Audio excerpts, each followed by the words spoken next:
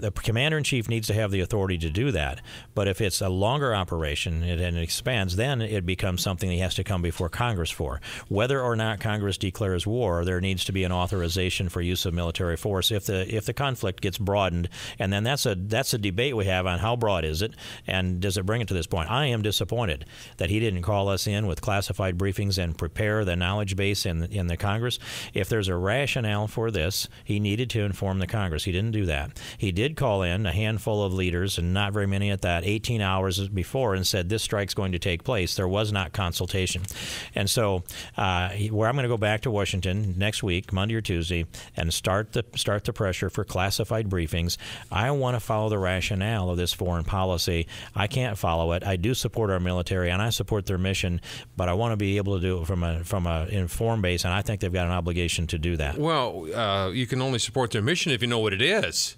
Well, I mean, just because it's the military, their mission might be just incoherent as their leadership. But I do support covert missions from time to time, Jan, and I don't know what they are. If I do, I can't say. Well, this isn't covert. We're bombing covert. Airports and military, and now we have the Secretary of Defense encouraging the army of Syria to rise up and engage in revolutionary activity.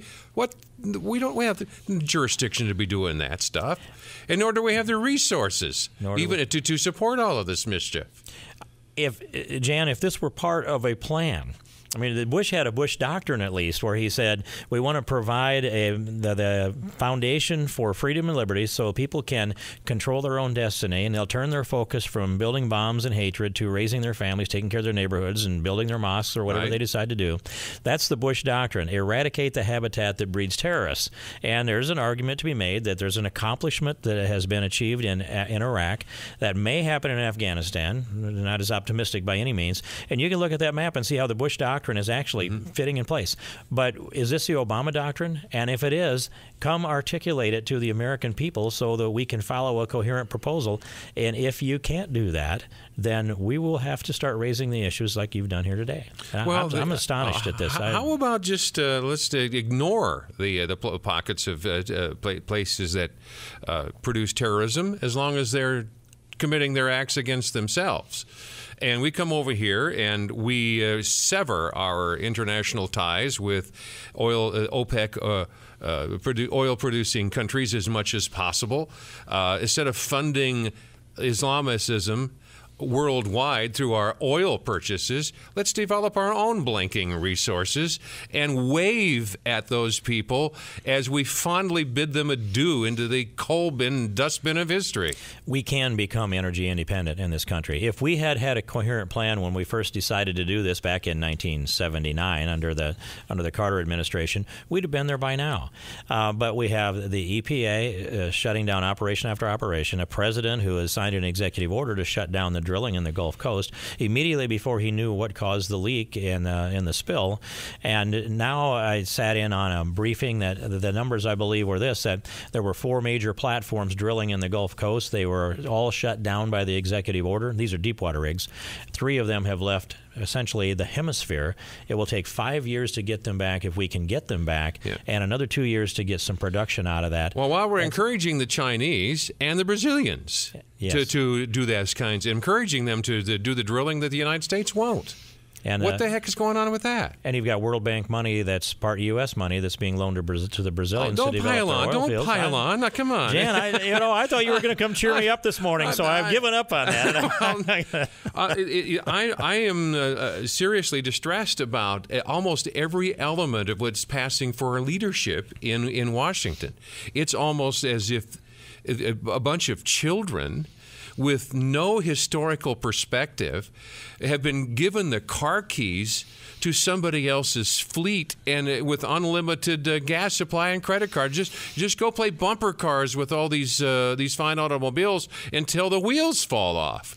Well, I'm hoping, and I absolutely am encouraged that you're doing this Conservative Principles Conference, because rather than just railing and constantly railing about the ineptitude and evil of what's going on, I hope we'll hear a lot of practical, doable, actionable steps can be taken to stop the damage and then do some repair work. And that's my hope too, Jan. In fact, I did a different interview this morning, and they talked about what I hope to accomplish at the Conservative Principles Conference tomorrow. That goes on all day here in Des Moines at the downtown Marriott. And it is this, that we can go there and spend the whole day railing about what's wrong. We have a pretty good idea on what's wrong. Absolutely. But I want to challenge the presidential candidates and the other leading thinkers. Provide the path to the next level of Americans' destiny. And I mean up, not down. I don't mean diminishing our destiny. I think Ronald Reagan said, we're going to build a shining city on the hill, and to a large degree we've done that. But there's another level there. It isn't now go sit up in your castle on the hill. It's take this country to another level. And I want to see these candidates paint that vision. I want to see the vision thing, and it needs to be with coherent policy objectives at the same time. I'm really looking forward to Ambassador John Bolton's presentation with all of this going on in the Middle East, Libya in particular, but also this Syrian issue that you've brought up this morning that I wasn't aware of. I'd like to know his take on the administration. But I talk to the leading foreign policy thinkers, and I have private conversations with them. I probe into their mind. I get them to answer and not answer, and then I know what they think, or at least I've got a real good idea. And I can't find at least conservative thinkers that can identify a foreign policy theme in this president. And you've just said the same thing. There's not a theme out there. There's not a consistency. There's not an agenda that is being worked on day by day. I think it can be distilled to some romantic notions.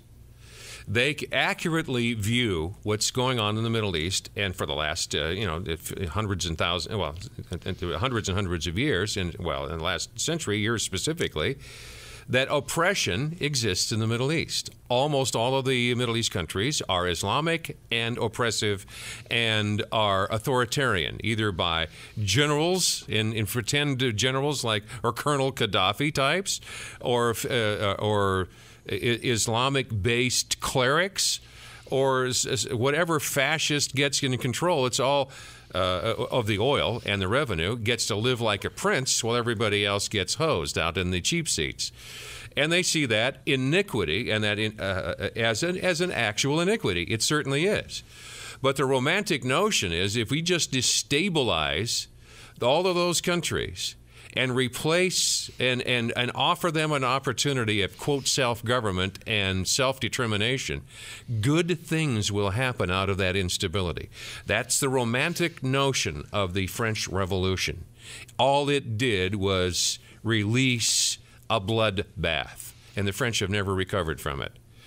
In the Middle East, when they have no Western idea of democracy, no expectation of it, and you have, inshallah, a fatalistic view of God and His will, you have no ability to resist evil. You have no mandate to resist evil because whatever exists is God's will. You have a formula for devastation like we have never seen before. Well, Jan, I have a little bit higher level of optimism than you've expressed here, but I won't say either that I can. I'm trying to cure you of that, sir. I don't know that I can rebut all of those points, or know that I should, because I think you make some good ones. And I have to say this: that here in this country, this democracy, which we know to be this republic, it was very fragile, and it's still fragile. It's non-existent. We don't have a republic anymore. Well, I have to say we do. We're a constitutional republic. The structure of our government is a Republican form of government, as it's required by the Constitution. And even though that the bounds of the enumerated powers have been stretched to the point where it's hard to recognize some of them, we still represent regions of people and show up in a Congress. We still have some mechanisms. We still have some at our disposal where we are still capable of affecting change by the selection of our leadership.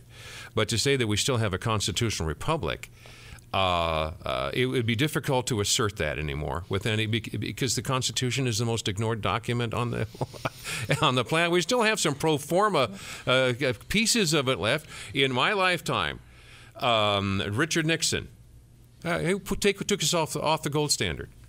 Now, that's just cavalierly stated. He took us off the gold standard. I guess we're now all Keynesians. He took us off the gold standard.